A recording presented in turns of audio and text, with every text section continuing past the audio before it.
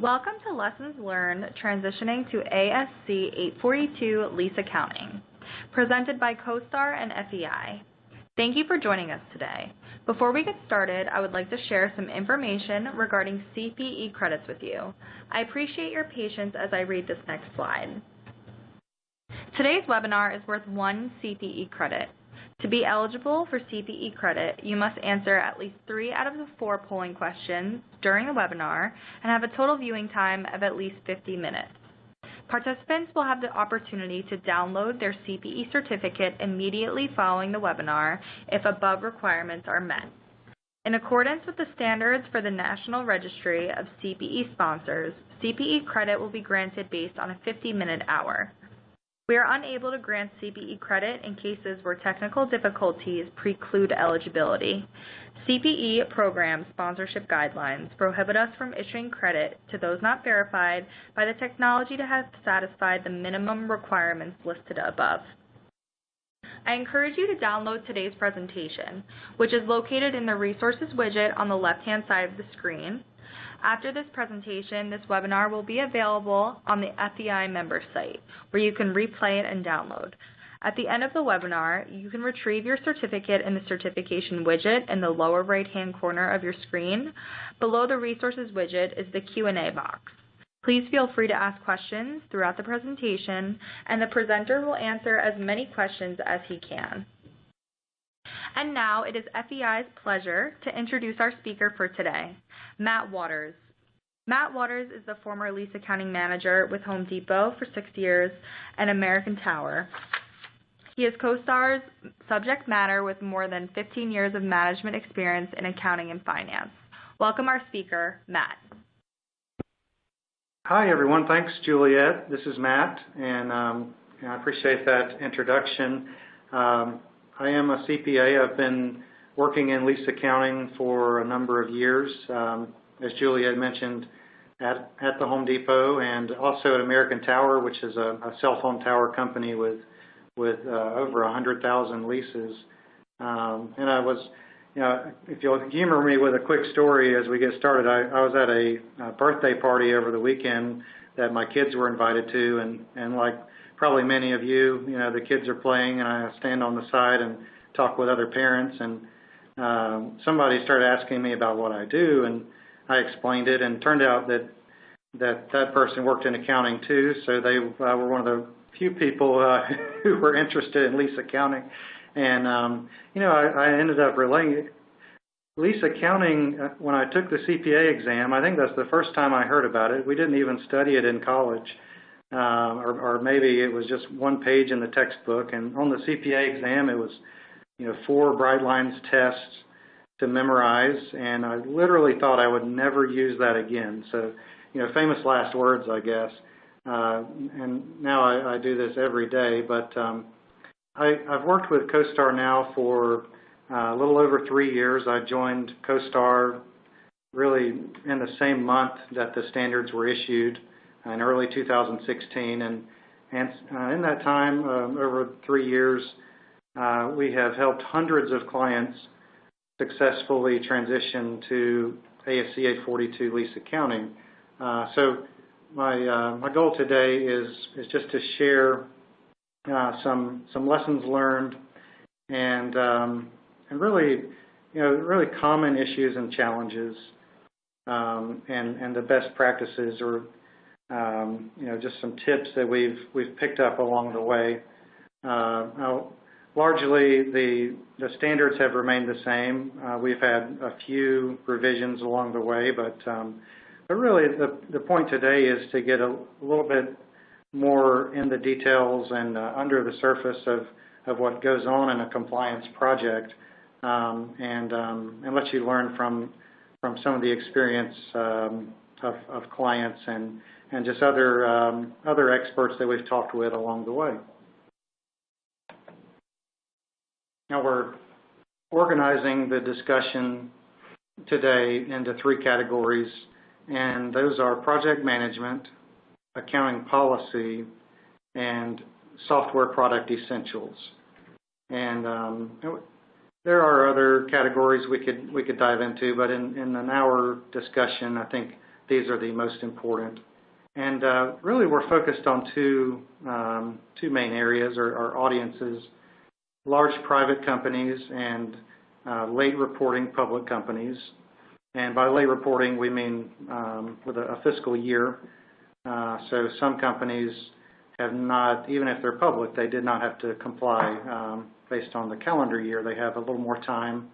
And then the second category would be enterprise organizations that have experienced a project failure. And unfortunately, we have seen that fairly often here recently. It's become a frequent occurrence where companies will approach CoStar and say, we had selected a different solution, or we've tried to do this manually using Excel, where we haven't made the progress we needed to by now, and basically we need help. So from talking with those people, we know some of the things to watch out for, and some tips to share in that regard. Now, I guess fortunately, CoStar has not had any clients in that category. So as I mentioned, we've helped hundreds of clients successfully prepare for this. So we are happy to share that. And Juliet, I think that brings up our first polling question. Okay, great. Our first polling question today: which of the following best describes your company and status for ASC 842 lease accounting transition? Private company working on transition, public company with late reporting and working on transition, public company already successfully transitioned, public company that should be transitioned but project experienced failure or having trouble finishing transition. We will give about 10 to 15 seconds for our audience to answer this first polling question. Please remember to click the submit button for your response.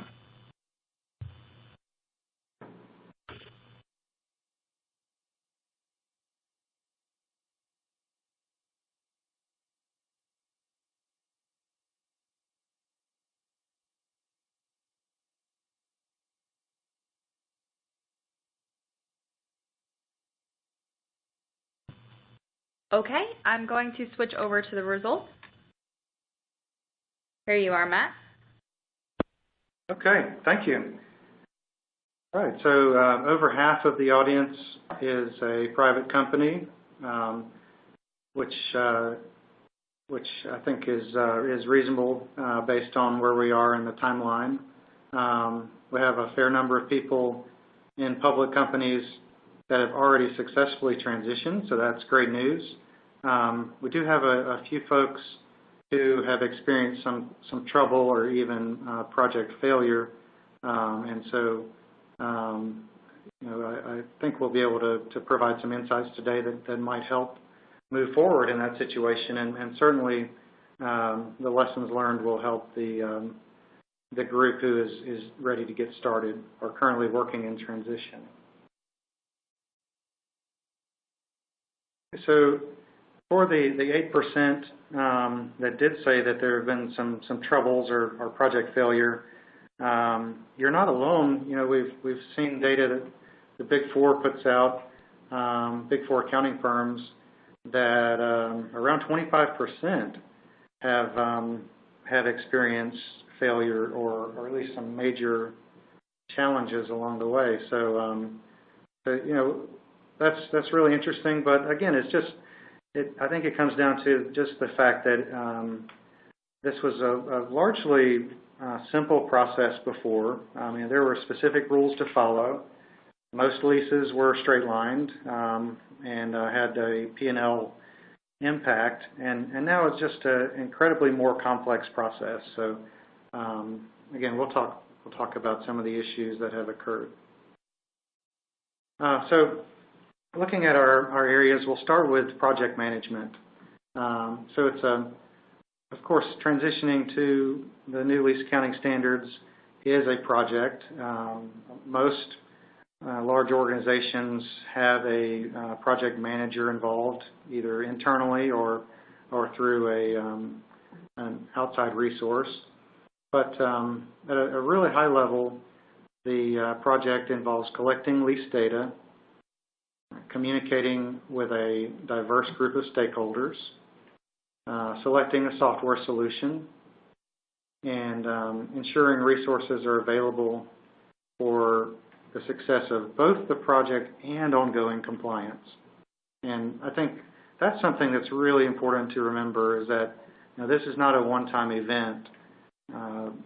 Leasing, unless the company decides to stop leasing, which we haven't seen, this is an ongoing business practice, and this will continue to be an accounting exercise at every reporting date into the future. So it's very important to remember that it's not just a one-time transition project.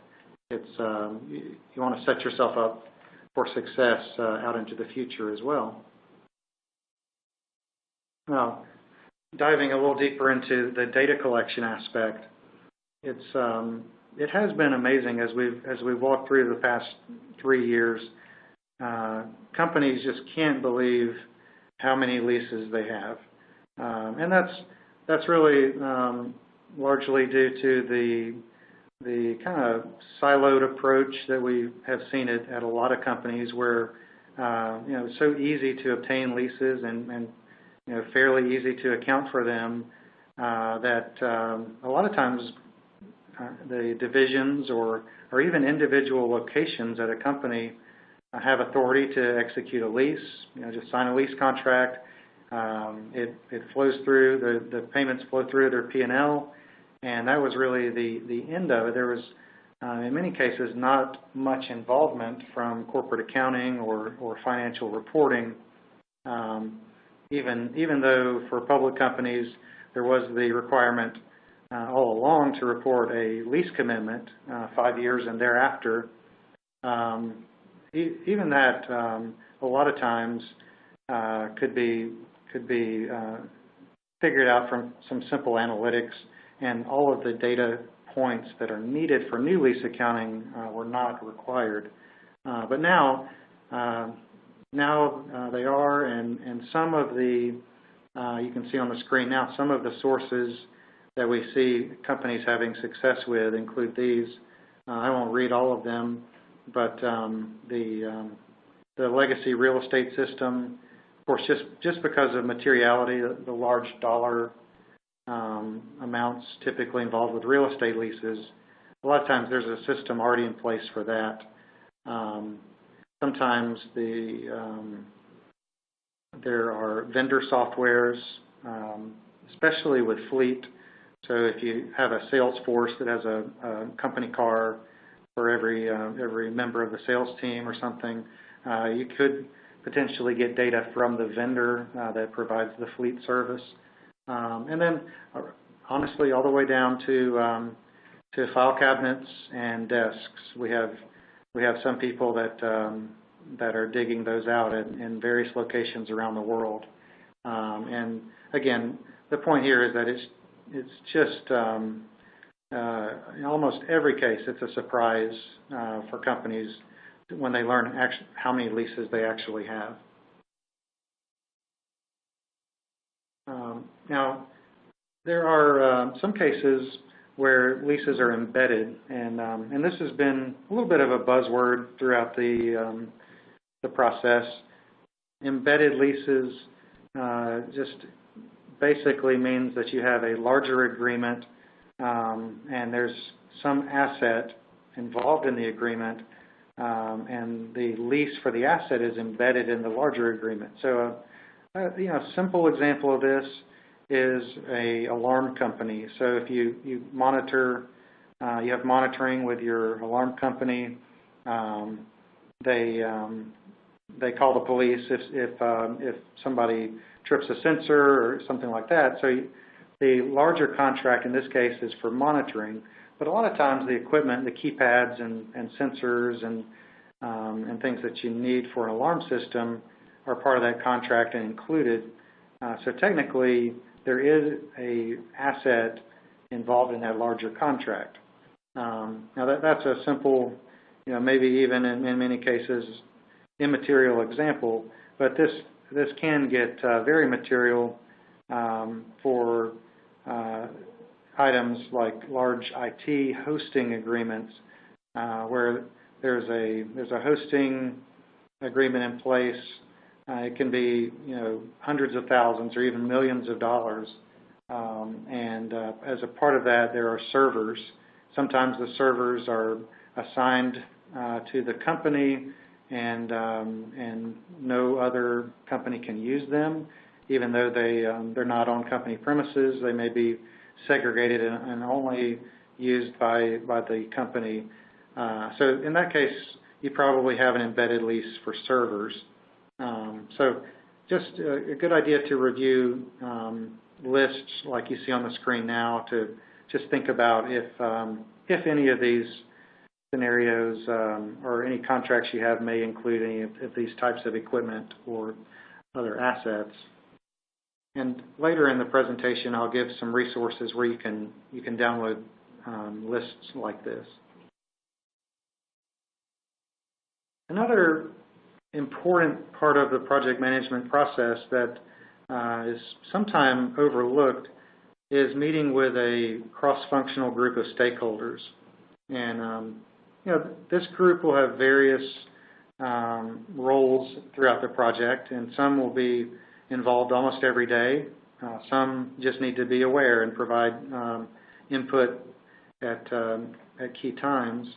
But real estate is usually quite interested in this project, and they're involved on a day-to-day basis. Property management and lease administration, if that's separate from real estate, same thing. The maintenance department, to the extent that you have equipment like forklifts and pallet jacks and so forth, many times those are leased. Logistics, IT, procurement, legal, all of these departments are involved typically with the leasing process. And then in the finance area, we have really accounting is an obvious one because of the accounting changes and the impact to the balance sheet that's taking place here. But FP&A or financial planning needs to be involved for budgeting purposes.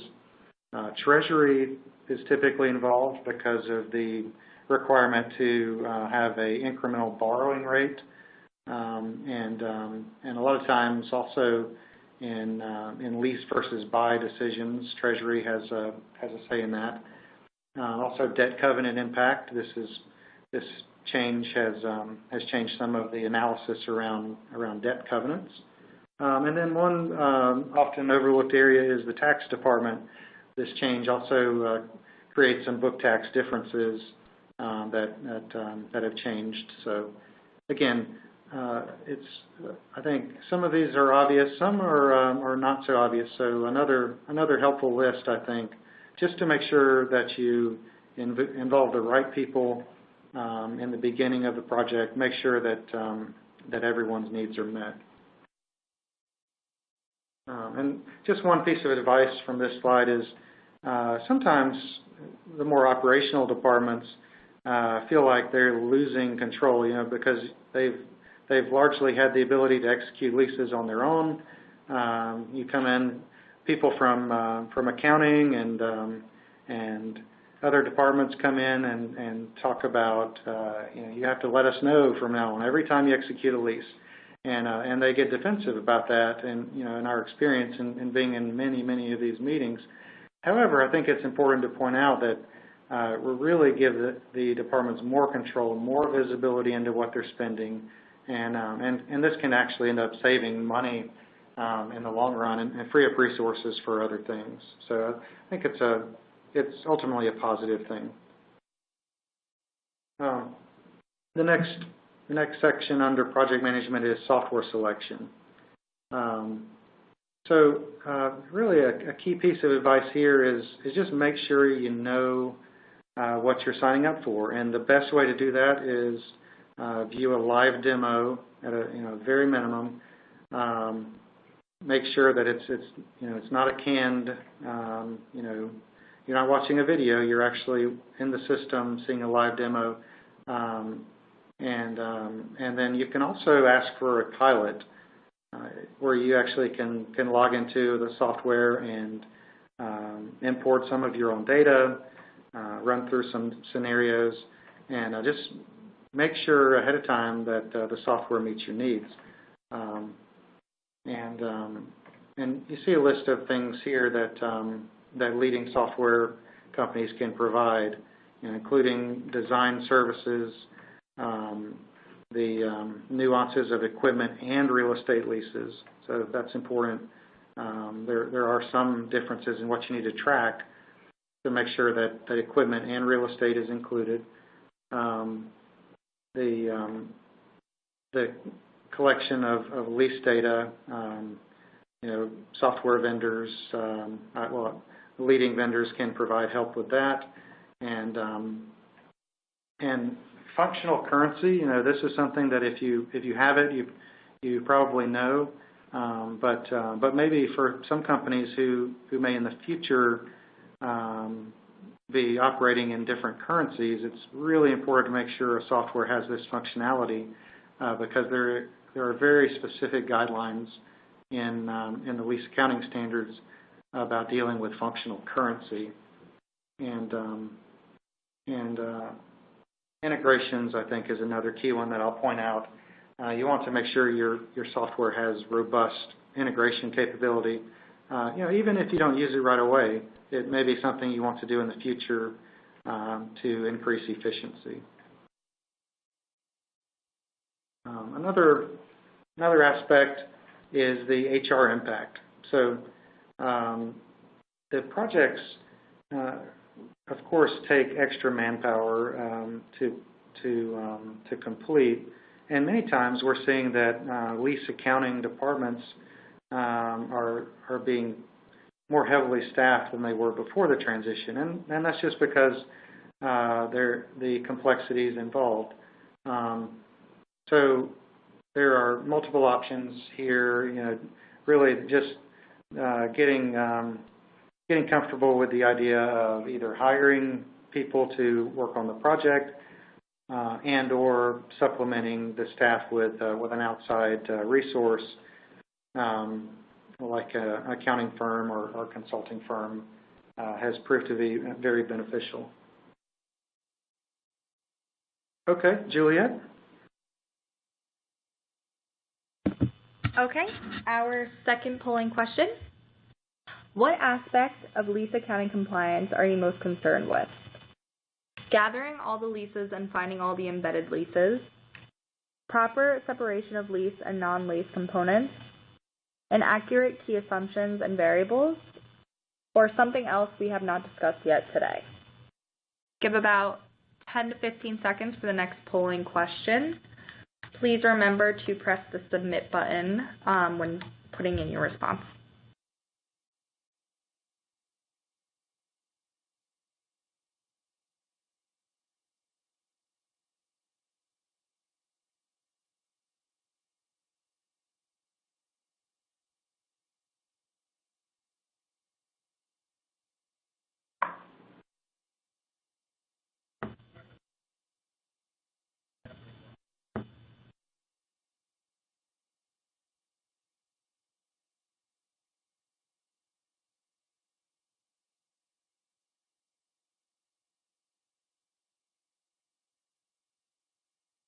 Okay, going to the results slide. Back to you, Matt. Okay, thank you, Juliet. So it looks like by far, really, the one about gathering all leases and finding all the embedded leases is of top concern, and I think as it should be. I mean, that's as I mentioned, that's quite an arduous task. And companies are constantly surprised at the amount of data that they end up collecting. We've even seen some have to go back twice, which we hope to avoid, right? And again, I'll give you some resources at the end that you can download and use as a checklist to make sure you only have to do this process once. Proper separation of lease and non-lease components. Yes, that's a big concern as well for some people. Particularly around if there are gross leases involved where, for example, a real estate lease that includes rent and common area maintenance all in one number. Splitting those out can be difficult, although there is a practical expedient that can be used to help with that. Inaccurate key assumptions, yes, very common as well, and many assumptions have to be made as a part of this. We'll touch on a few of those in the presentation. And something else we haven't discussed yet, would love to see that submitted as a question. If you selected that one, feel free to send that through online. So the second area that we've seen really use up a lot of time and in many cases more time than expected has been accounting policy. And really it's key that you have somebody at your company who's the champion of this and has extensive experience and understanding of the standards. And again, if that at this point, 3 years in, there are consulting firms and accounting firms who have developed a lot of experience in this area. So if you feel like you need help on that, we can absolutely connect you with somebody. But really the nuances of transition accounting, it's really two separate accounting policy, broad accouning policies that you need to tackle. It's the transition accounting and then the day two, the go forward accounting compliance. We see those as really distinct decisions that need to be made, and honestly, much more once clients have gotten into the project. I think they've determined there's many more accounting policy decisions need to be made than originally thought. And so let me give you a few examples. Transition accounting, their example here is, does the opening right of use asset always equal the lease liability? So, this is a very common question we get, especially as clients are reviewing their amortization tables for the first time, because sometimes those two numbers do not equal. In fact, most of the time during transition, they don't equal. And the reason is that the deferred rent balance under prior guidance, it's sitting on the balance sheet at transition. That number actually becomes an adjustment to the opening right of use asset, and that's just the mechanism that FASB provided. And in the end,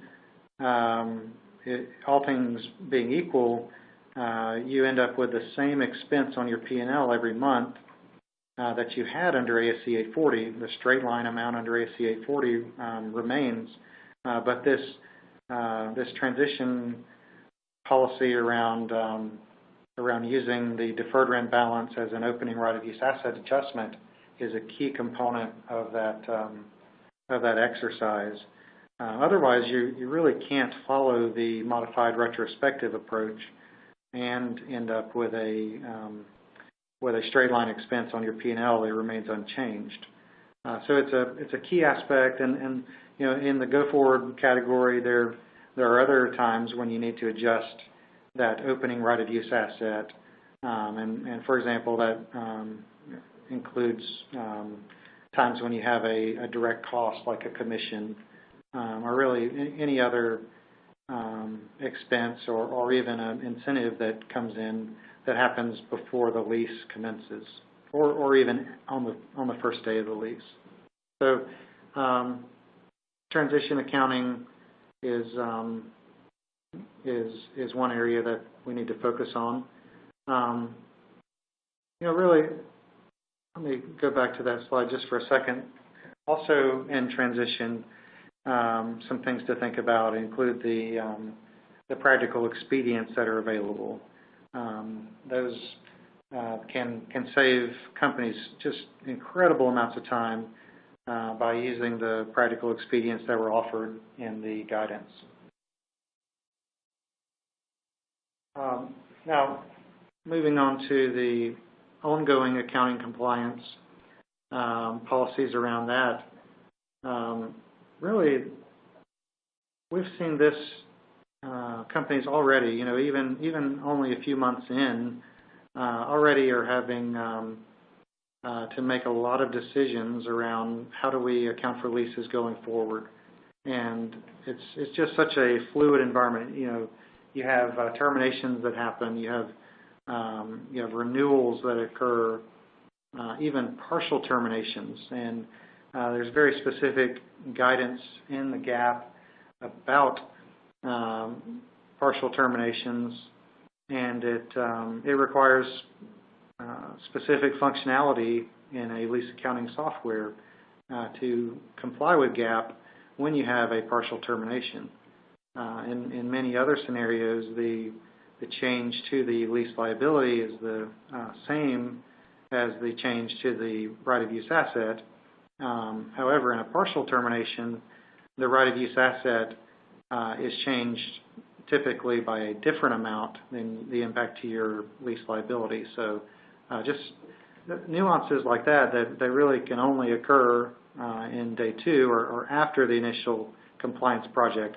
But it's wise to begin preparing for those now and certainly test any software that you choose. Make sure that it handles these day two scenarios. The assessments around what is reasonably certain. So the guidance says that you have to change the amortization of the lease at the point that you decide you become reasonably certain to exercise an option, for example, or to exercise a renewal option, a termination option, or any lease event like that. You need to periodically revise your assessments of what is reasonably certain in the future, and that becomes very important. Not just from a software perspective, but just a business policy and practice. Setting up a cadence of check-in meetings, probably with the decision makers. For example, the VP of real estate may be involved in a quarterly meeting with accounting to reassess whether we are reasonably certain to exercise options or not. Index events, escalations that are tied to CPI, for example, this becomes very important, and this is actually one of the differences between IFRS and U.S. GAAP. IFRS requires a remeasurement every time the index changes the rent. U.S. GAAP does not require a remeasurement. So this, again, is something that only happens in day two or after the initial transition event, but certainly something to keep in mind as you're setting up policies. Data collection or data corrections have already happened, and it's just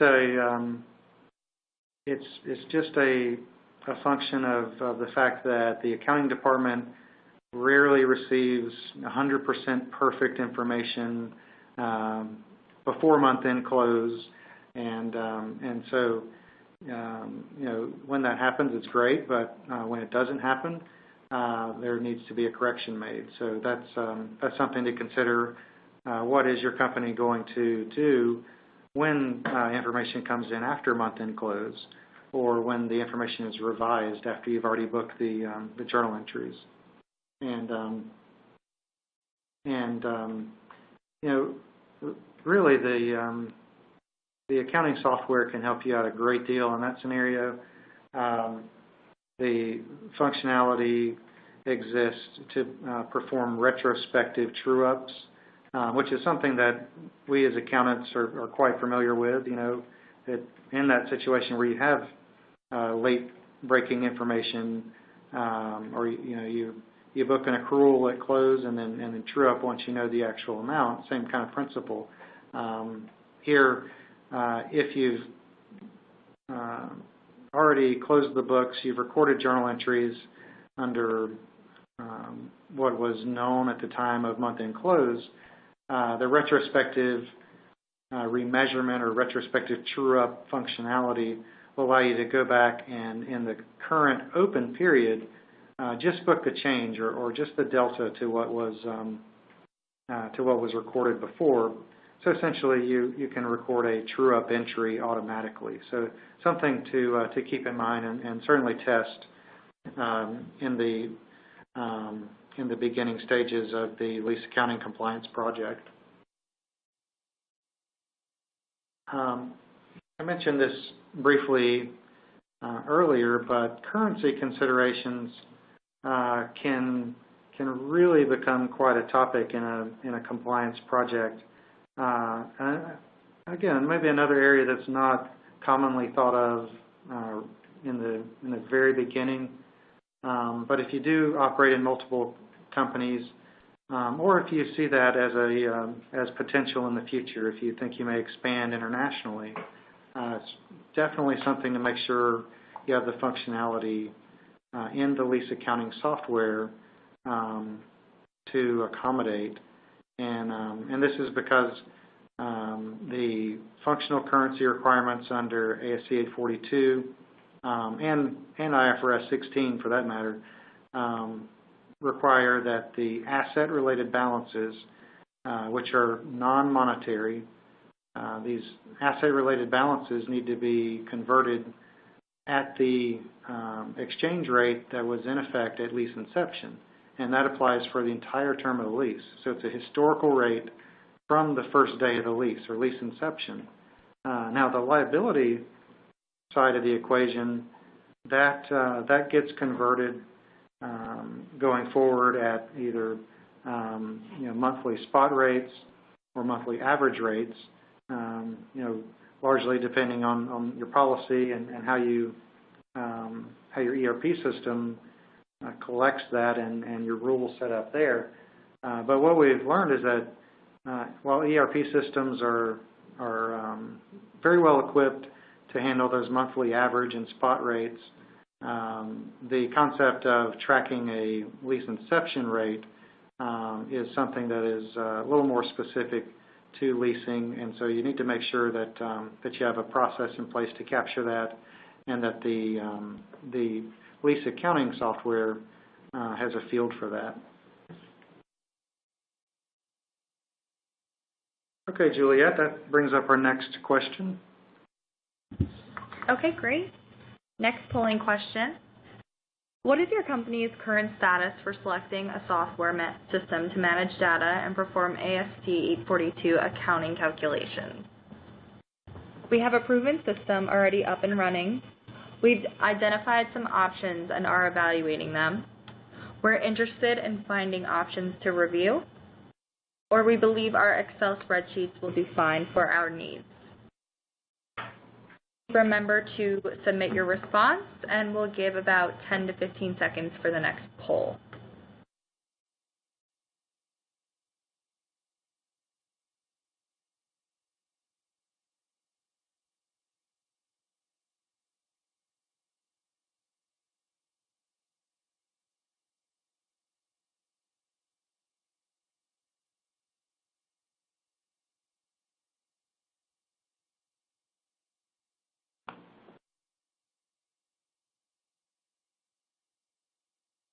Okay, I'm going to switch to the results slide now.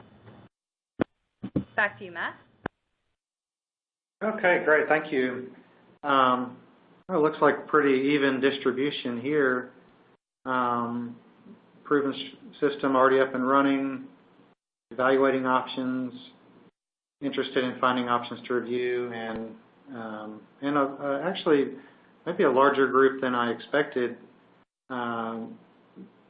thinking about relying on Excel. And so I would say if you have more than a handful of leases,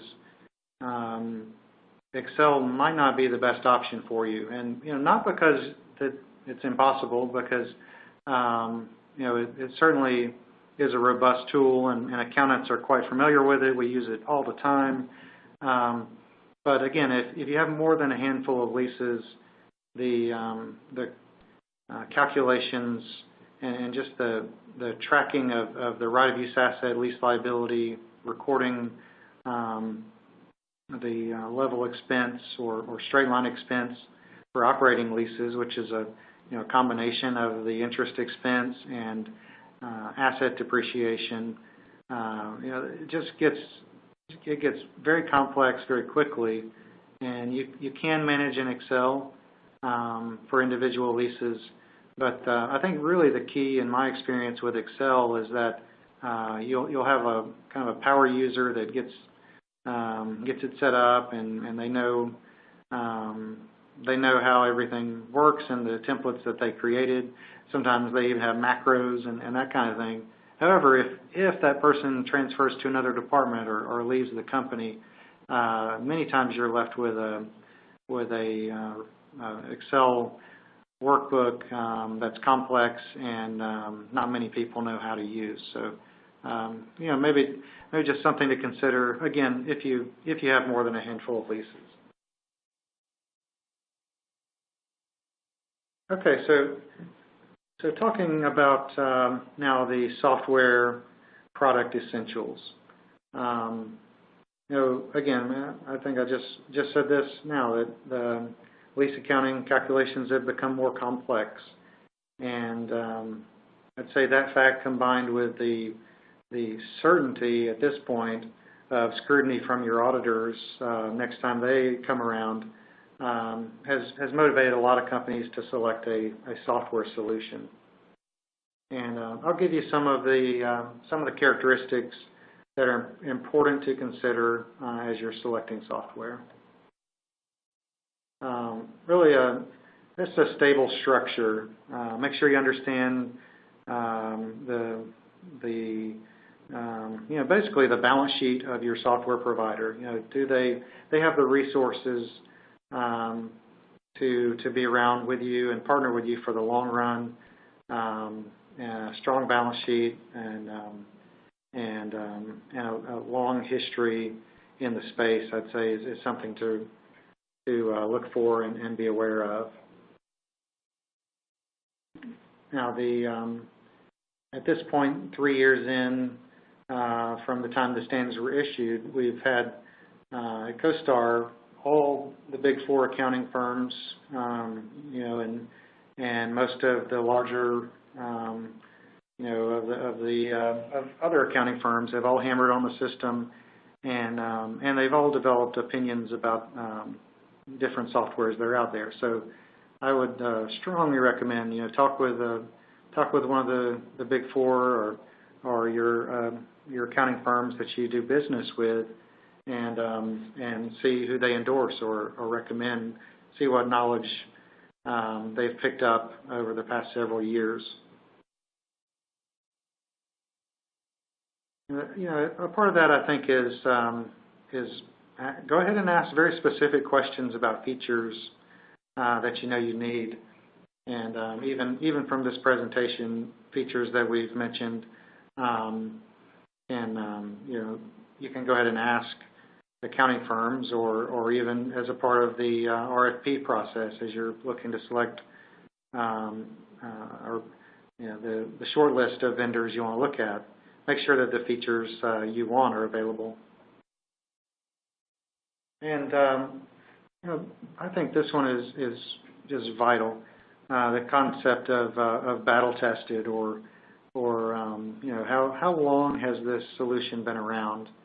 And the fact is, I mentioned a little bit of my experience in the very first part of this presentation.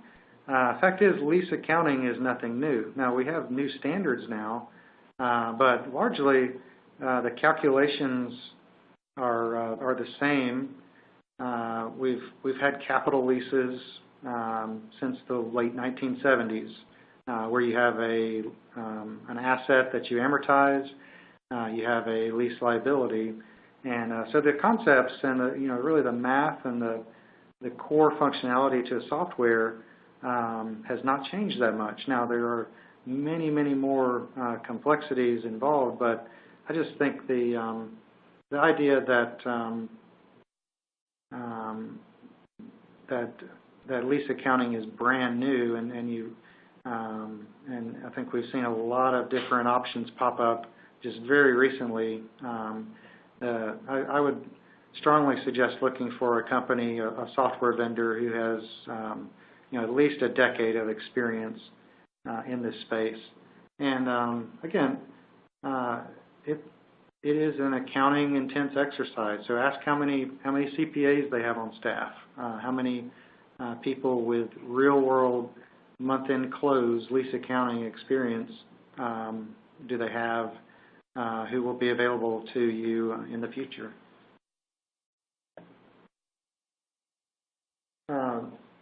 Real estate and equipment.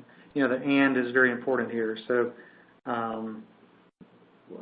it's important to make sure that the equipment side of the house is taken care of. There's so much more scrutiny now around leases that did not need much care from the accounting department before, because if any leases were inherently straight-lined before this change, it was the equipment leases. At Home Depot, for example, we had thousands of forklifts, but a lot of times those were just one monthly amount every month. No need to develop a straight-line schedule to account for those because they were inherently straight-lined. Now, all of those forklifts do need an accounting schedule because they now have right-of-use assets and lease liabilities involved. So just something to think of there. Make sure the software you select has equipment and real estate covered, because there are differences. Audit Trail. So I mentioned the certainty of upcoming auditor scrutiny. Audit Trail is essential. So not only for the trail of the journal entries and the financial data that ends up flowing into your ERP system, but also for control purposes. You want to be able to see who made changes to a schedule, and who abstracted a lease, for example, who created the accounting schedule, and that's really a related topic, but not quite the audit trail, but the separations of duty that will become important, because these payments are going out a lot of times from the same system that is performing the lease accounting. So you want to make sure that you can separate duties and not have the person authorized to generate payments be the same person who is authorized to record journal entries and account for those payments. So it's something to consider there for audit purposes. Free upgrades. We've seen some systems, and I've had experience with some where it gets outdated, and it costs sometimes millions of dollars to upgrade to the next version. And you see companies skipping versions, and ultimately sometimes even the software becomes obsolete because it's just so expensive to upgrade. So what we've seen here in the software industry is that really the leading practice now is the SaaS-based, software as a service-based model, or cloud-based, where you get updates automatically, and I'd say that is just vital to this process now, lease accounting compliance, because we're just so new in some of these new rules. there's still some diversity in practice, and some even recently we have some organizations petitioning FASB to make some changes. So if something changes in the accounting rules, you want your software solution to be cloud-based and really agile, and where you won't have to go to a new version, but you can, in a matter of days or weeks, you can have the software up and running with new information that becomes available. So again, just SaaS model, cloud-based, with including free upgrades, I think is quite important. The SOC audit, and this is something that is really important for auditors as well. So basically, the SOC audit helps in your annual audit process to make sure that the controls in place at a software vendor, if the vendor is providing data that you use in your financial results, that the controls at the vendor are appropriate, and just eliminates the auditor having to come out and test the vendor separately. So it's a really important aspect. You certainly want to make sure your software vendor can make this available. Now, there is, I'd say, a common misconception here that a SOC audit can provide assurances that your lease accounting results, your individual company's lease accounting results are accurate, so that there would not need to be any testing around the financial results. And unfortunately, that is not the case. Companies are responsible for the results that are presented on their financial statements, and the auditor is responsible to test those. So while the controls would not have to be retested, I anticipate auditors still testing the actual results. So, for example, taking a sample of new leases, and then from that sample, asking for the calculation of what you recorded for right-of-use asset, lease liability, and then making sure they can tie that out. I would expect would be a very frequent exercise that auditors will go through, and a SOC audit will not satisfy that. The SOC audit will only satisfy the controls.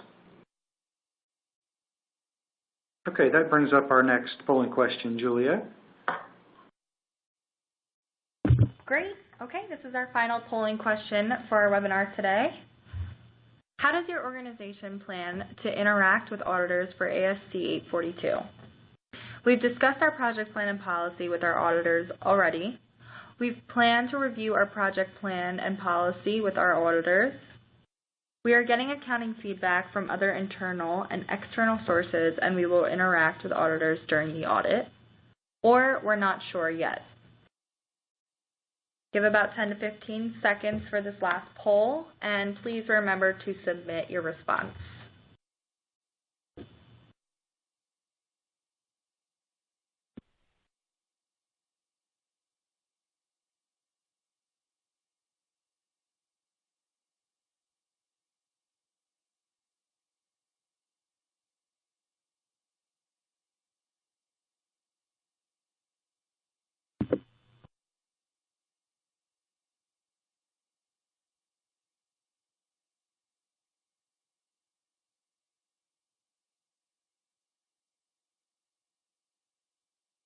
Okay, I'm going to switch to the results slide now. Back to you, Matt. Okay, thanks, Juliet. Okay, yeah, so pretty even here.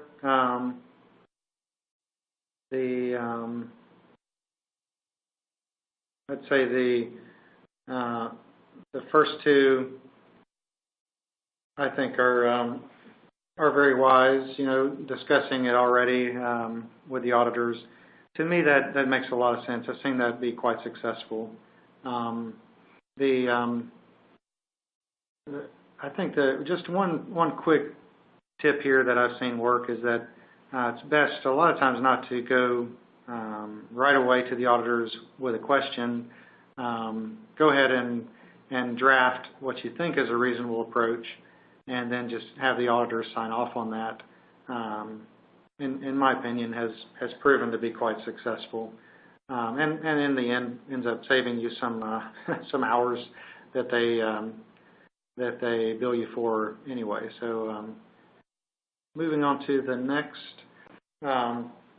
slide, integrations. So integrations are vital to many companies, especially large multinational corporations. I'd say sometimes there are multiple ERP systems involved, and now we're seeing as accountants are quite familiar with trying to reduce month-end close time, moving activities into pre-close, reduce the number of days to close the books. And now in the accounting industry, we're even hearing some buzzwords around continuous accounting or continuous month-end close, where you can see results at almost any time. And so, of course, integrations are vital if you're moving in a direction like that. And again, not to comply with lease accounting. You can take a very quick approach. And at CoStar, we even have some clients who have decided that. They say, hey, we don't have time for integrations. We're going to take a quick or agile approach, and we just want to file every month that tells us what to book in our journal entries. And we can do that. However, it's also important to remember that integrations may be something you want to do in the future.